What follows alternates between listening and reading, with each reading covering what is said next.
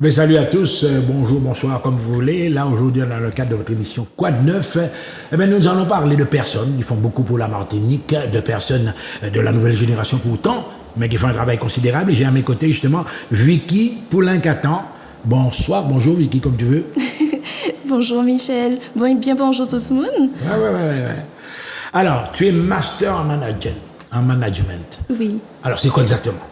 Alors c'est un grand mot, hein, le master en management, mais ça veut tout simplement dire que je suis allée dans une business school et que j'ai appris effectivement toutes les composantes. Tous les rouages aussi. Ouais, voilà, tous les rouages pour amener vers la performance. Mais maintenant, moi je crois en la performance humaine et non en la performance économique. Mais pour arriver à ton niveau, à ton stade, on va un petit peu décortiquer tout ça. Scolarité, tu as passé ton bac, les études, quel genre d'études tu as fait? Je vois des études d'Andra Gougy, etc. C'est quoi exactement ça? En fait, effectivement, moi je suis le fruit de ce qu'on appelle l'éducation continue et permanente. Donc j'ai commencé par un bac pro plasturgie, donc rien à voir, hein, BEP, CAP, bac pro plasturgie. À l'époque, c'est ce qui me plaisait, il n'y a pas de problème. Et puis, la vie a fait qu'à un moment donné, je suis retrouvée en bout de course lorsque j'ai voulu continuer mes études, tout simplement parce que, quelque part, on m'a fait comprendre. Je cumulais les handicaps, j'étais jeune fille, petite voix, petit gabarit, au milieu des hommes, noir pour certains, ça posait problème. Ah bon, tu as connu ça aussi, le racisme? Je l'ai connu froidement. Et puis, du coup, je me suis dit, OK, tu t'es prise en main, tu t'es dit non. Qu'à cela ne tienne, mon rêve de départ, c'était d'être pompier, militaire. Donc, du coup, je suis partie vers l'armée. Alors, justement, l'armée. À un certain moment, il y a des gens qui vont se dire, l'armée, c'est une solution, etc. Pour certains, c'est une solution, mais pour les autres, c'est une planque. Qu'est-ce que ça, ce passage à l'armée, qu'est-ce que ça t'a fait de bon? Alors, l'armée, c'était à la fois une grande école, une grande famille, un grand soutien, une grande épreuve. C'est beaucoup de choses à la fois, l'armée. Oui, mais attends, est-ce que c'est quelqu'un qui t'a conseillé ça, ou bien toi-même, de ton propre jugement, tu t'es dit, bon, peut-être que là, j'avais trouvé ma voie de salut? C'est moi. Je ne peux pas dire ce qui m'attirait vraiment à l'armée, mais en tout cas, ça a toujours été naturel chez moi, peut-être du fait de l'éducation, d'une grand-mère qui était à la fois, qui croyait à la fois en moi, mais qui était très rigoureuse, je ne sais pas. Mais en tout cas, ça a été... C'est pas un petit côté gars. Bon, tu aimais le sport, J'aimais le sport. Tu avais un petit côté garçon, J'avais un petit côté garçon compétitif. Manqué. Pas forcément compétitif, mais en tout cas, je savais ce que je voulais faire et l'effort ne me faisait pas peur et ne me fait toujours pas peur. Et donc, effectivement, l'armée, c'était une vraie concrétisation de. Ah oui, c'est un challenge, ça passe ou ça casse. Hein, oui. Donc, alors, tu arrives à l'armée, tu débarques à l'armée, etc. Justement, j'aurais bien aimé savoir, on recrute d'après les diplômes, d'après ton profil, il y a des catégories, comment ça se passe? Alors, à l'armée, on recrute effectivement selon le niveau, mais pas que. Il y a le niveau scolaire qui va compter, mais il y a aussi la motivation, il y a les aptitudes naturelles, innées. Et effectivement, on m'a fait passer des tests comme tout le monde. Et à ce moment-là, ils m'ont dit effectivement, là, on vous propose de vous engager. Vous avez le niveau requis, pas de problème. Il faut passer des tests psychologiques et tout, psychotechniques. Et pas de problème. Et l'armée m'a ouvert ses portes. Je me suis retrouvée du coup dans l'armée de terre, donc dans un régiment de transmission. Et puis, comme j'avais... Tu restais en Martinique? Non, j'étais sur l'Hexagone. Oui. Je suis partie à l'époque au 42e régiment de transmission à Laval. Et oui, donc du coup, là, ils m'ont proposé d'ailleurs, comme quoi l'armée fait découvrir plein de choses, hein, notamment lors des tests, que j'avais une oreille quasi absolue. Et donc, on m'a proposé d'être radio-crypto-télégraphiste. Non, mais tu dis ça, non, mais... Regardez, messieurs, ce qu'elle dit là, c'est pas black deal, c'est pas une histoire qu'elle me raconte, hein. Elle raconte son histoire, et une histoire qui est vraie. Continue. Alors, tes aptitudes, tu les as développées là, clac. Voilà, donc j'ai commencé à être radio-crypto-télégraphiste. Alors, pour ceux qui ne voient pas ce que c'est, dans les films de guerre, on a toujours un petit monsieur qui est dans un bunker, qu'on protège, et puis qui envoie ses messages en morse et qui reçoit. Ah ben, c'était moi. Et puis, du coup, un jour... un gradé est arrivé, un sous-officier est arrivé, et puis il nous a dit, bon, là on a un souci, tout le monde est parti, d'ailleurs ils sont partis, le détachement était parti en urgence au Kosovo, il était tout seul aux ressources humaines, et il demandait quelqu'un qui voulait bien faire un dépannage en fait, l'aider, l'accompagner pendant 2-3 mois là-bas. J'ai fait 4 mois, ça m'a plu, il s'est rendu compte que j'avais vraiment quelque chose avec l'humain.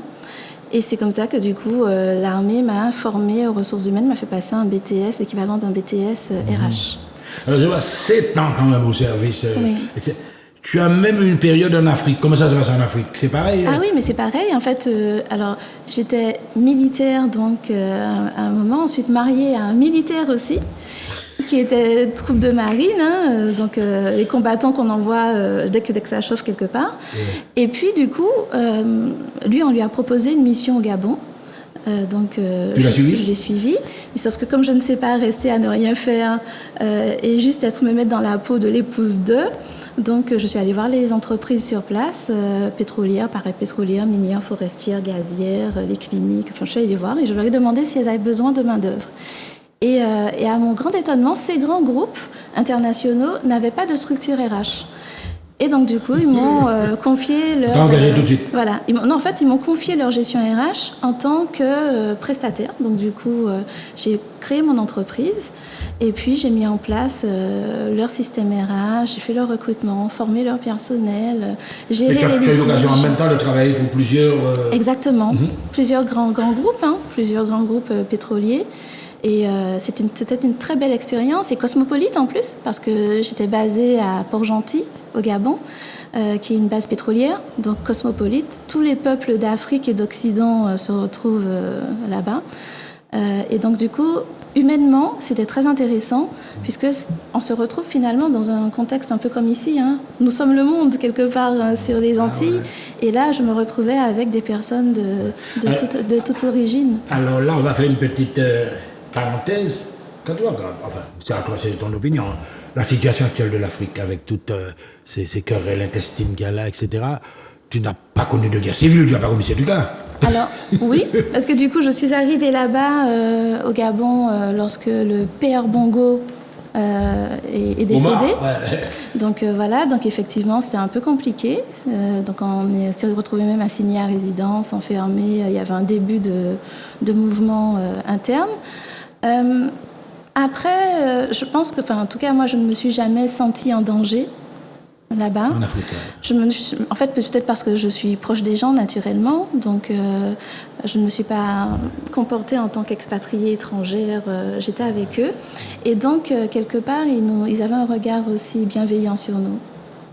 Ouais. Alors justement, Vicky, on va voir, enfin on a formation, etc. Tu as voyagé, tu as fait un développement personnel, tu as repris confiance parce qu'à un certain moment tu m'as dit que c'était ok. Donc tu as voyagé beaucoup en Afrique et là maintenant tu es une espèce de, je vais pas dire un coach international, mais tu interviens dans plusieurs trucs, les ressources humaines, le management durable, la team building, la communication. Donc tu es polyvalente. Je suis polyvalente avec en filigrane, en tout cas comme fil d'Ariane, l'accompagnement de l'épanouissement de l'humain, et plus précisément des nôtres. Et donc effectivement, l'andragogie, donc qui est l'équivalent de la pédagogie pour les adultes, c'est la formation des adultes, nous permet singulièrement, nous en Martinique et en Guadeloupe aussi d'ailleurs, ça nous permet d'acquérir ce savoir, ces connaissances qui nous permettent de développer des compétences qui vont nous permettre un épanouissement. Ça, je l'ai connu, c'est ce qui m'a permis, moi, de me trouver, de m'épanouir. Et donc, là, j'adresse toutes ces compétences que j'acquiers. Tu les mets à la disposition des gens. Voilà, je les retransmets à tout ce public et spécifiquement un public qui m'est cher, ce sont les personnes qui sont en transition professionnelle et puis les personnes qui sont en recherche d'insertion, j'aime pas trop ce mot-là, mais d'insertion professionnelle, d'inclusion en tout cas. Oui. Alors, mais justement, j'ai vu que ton retour au pays, tu as pris conscience également, Martinique, de certaines réalités, qu'il y a des problèmes dans la mutation la mutation sociale, etc., qu'il y a des problèmes de reconnaissance historique, etc. Tu as légalement mené un combat de ce côté-là. Jusqu'à maintenant, tu le mènes. Oui, je le mène. Je crois que maintenant, c'est de notoriété publique. Je suis une militante. Tu es une militante, oui. Au sens noble du terme. Et je dirais même une citoyenniste martiniquaise. C'est-à-dire que nous avons notre place dans cette société. Il faut que nous la prenions pour la faire avancer. Et donc, moi, c'est ce que je fais. J'essaye d'apporter ma petite pierre à l'édifice et faire en sorte que nous nous réapproprions qui nous sommes et que nous ayons conscience de nos origines, de nos forces, de tout ce qui fait que nous sommes nous et qui peut nous élever. Parce qu'effectivement, depuis très longtemps, nous faisons un copier-coller de modèles existants. On voit déjà, oui, quel qu'il soit, de modèles existants.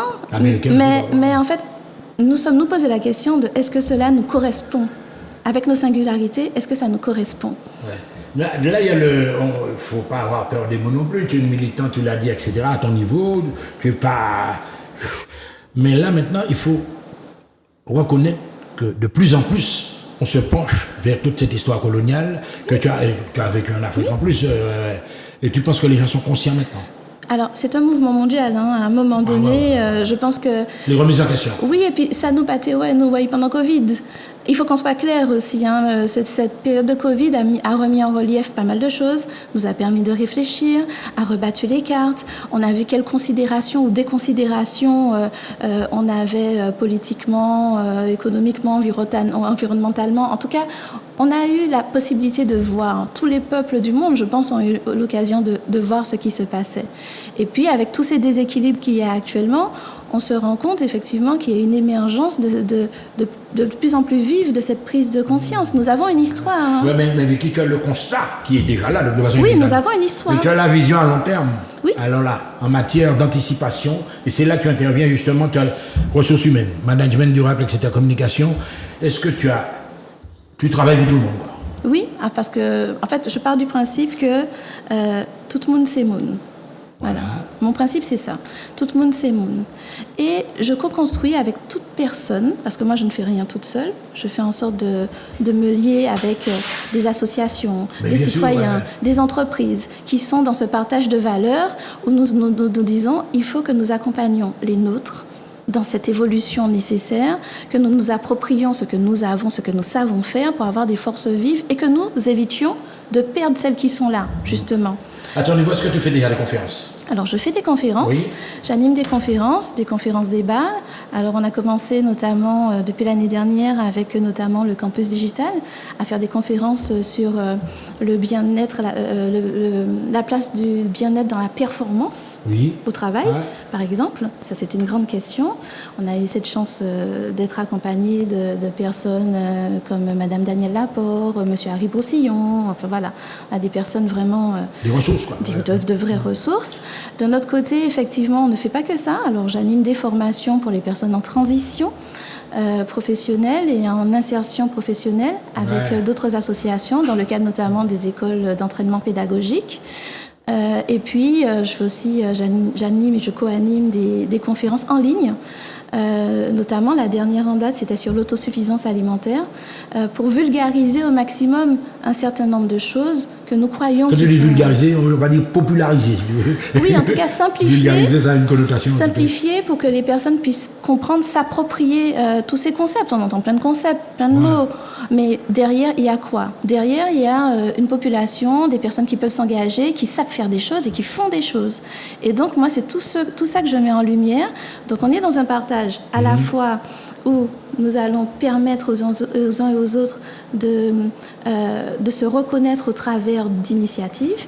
Et puis, d'un autre côté, ça nous permet... C'est un développement personnel, quoi. Et de faire un choix de nos points de développement dans cette société martiniquaise. En fait, il faut qu'on ait une vision. Et c'est ce que nous sommes en train de construire. Pour construire la vision, il faut comprendre. Et il faut que nous nous parlions. Et donc, nous, tout ce que nous faisons, que ce soit les débats, les team building, les interventions dans les écoles, enfin tout ça, tout ce que nous faisons, c'est pour co-construire. Vous voyez, par exemple, on a pris cette initiative d'aller à la radio et d'expliquer, de parler avec la population, notamment sur le chlordécone, sur le fait que ce n'est pas une fatalité, que nous pouvons développer un nouveau modèle, que nous pouvons montrer que nous sommes plus forts que ça. En même temps, je ne dis pas qu'il ne faille pas demander justice. Non, rien de ça. Il faut demander justice, mais en même temps, il faut que nous continuions à vivre. Ah mais oui, c'est la résilience qui parle donc voilà. On est déjà là, on est mouillé là maintenant. Et donc, comme on a des personnes qui sont chez nous, qui sont innovantes, qui vont vraiment vers l'innovation technologique, sociétale, environnementale, sociale, oui, donc du coup, il faut nous bailler au ballon. Et moi, c'est ce que je... Est-ce qu'on peut te contacter, par exemple, je sais pas, moi, il y a quelqu'un qui va écouter l'émission, qui va voir ça et se dit, mais c'est exactement des mondes comme ça nous besoin. Est-ce que tu peux laisser un numéro de téléphone, je sais pas moi? Oui, bien sûr. Alors, je peux donner mon numéro de téléphone, donc c'est le 06 96 85 48 49. 49. Voilà. Et sinon, on peut me trouver sur les réseaux sociaux, voilà. Alors, une petite question. Bon, c'est bien, etc.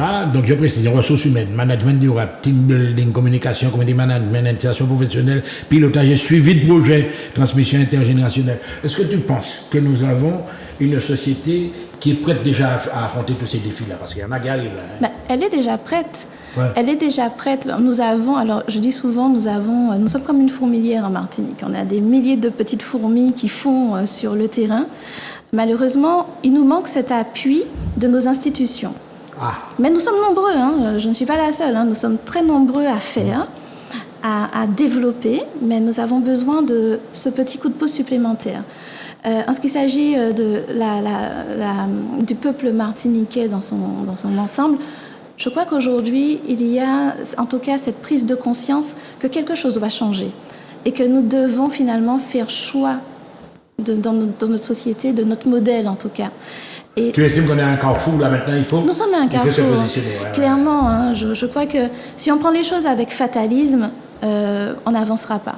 Maintenant, si nous prenons tout ce qui se passe aujourd'hui et finalement cette ouverture de tous comme une opportunité pour développer, pour créer, pour être nous en fait, parce que quand on voit comment à l'étranger les Martiniquais rayonnent. Alors, je ne sais pas, hein, Michel Timon, je pense que vous avez déjà vu. Mais évidemment. Les Martiniquais rayonnent partout à l'étranger. Mais justement, pourquoi assistons à chaque fois à une sorte d'exode lorsqu'ils sont, tu as des gens comme toi, mais qui préfèrent ils préfèrent partir, ils vont passer. Il y a tout un contexte. Hein. Déjà, le premier, c'est économique. Moi, je suis arrivée en Martinique, j'ai perdu 80% de mes ressources. Hein, ça, c'est clair. Hein. C'est un choix. Hein, j'ai fait le choix. Ouais. J'ai fait le choix d'être auprès des miens. Je ne le regrette pas. Et si je devais le refaire, je le referais. Donc, j'ai fait ce choix. Et je pense que si nous étions plus nombreux à faire ce choix, avec nos expériences, nos compétences, notre équipe Martinique, et puis tout ce qu'on a en Martinique, à un moment, il faut que nous voyons que nous faisons. Il faut que nous savions que nous faisons. Et c'est cette conscience-là qu'il faut absolument, cette conscience de nous, qu'il faut que nous développions pour avancer. Ouais, ben, là encore, je vais pas te taquiner, mais n'oublie pas qu'on est... Mais on est inscrit dans un univers caribéen. Oui, est-ce bien que tu sûr. sens justement qu'autour de toi, la démarche, on avance de front, on va dire ça comme ça? Mais ça bouge dans la Caraïbe. Il y a cette même prise de conscience. Et justement, je pense que nous devrions profiter de cette impulsion caribéenne où ils ont déjà expérimenté pas mal de choses. Quand on regarde le chemin parcouru par Barbade, par exemple, ces dernières années, c'est incroyable. Donc, je pense effectivement que nous, finalement, nous, francophones, on a pris du retard par rapport à nos voisins. On a pris du retard. Mais ce n'est pas parce que nous avons pris du retard que nous ne pouvons pas. Il faut le vouloir. C'est une volonté, en fait, à un moment donné, à nous de décider d'emboîter le pas à nos voisins, à nous de, finalement, co-construire avec eux, puisqu'ils ont déjà cette expérience, cette expertise, pour pouvoir nous approprier certaines choses qui sont peut-être déjà éprouvées. Là, aujourd'hui, on a cette chance. On ne part pas de zéro, en tout cas. Ouais. Et puis un petit truc qu'on n'a pas abordé, peut-être tu m'as parlé de l'espace, on en a parlé de l'espace caribéen. Pour toi, là, il n'y a pas de barrière de langue, quoi. Non. Non. C'est bilingue, trilingue, comment tu fonctionnes, toi? Alors moi, je suis bilingue, hein, même, enfin, quelque part trilingue, oui, puisque créole. Donc du coup, je suis trilingue, oui.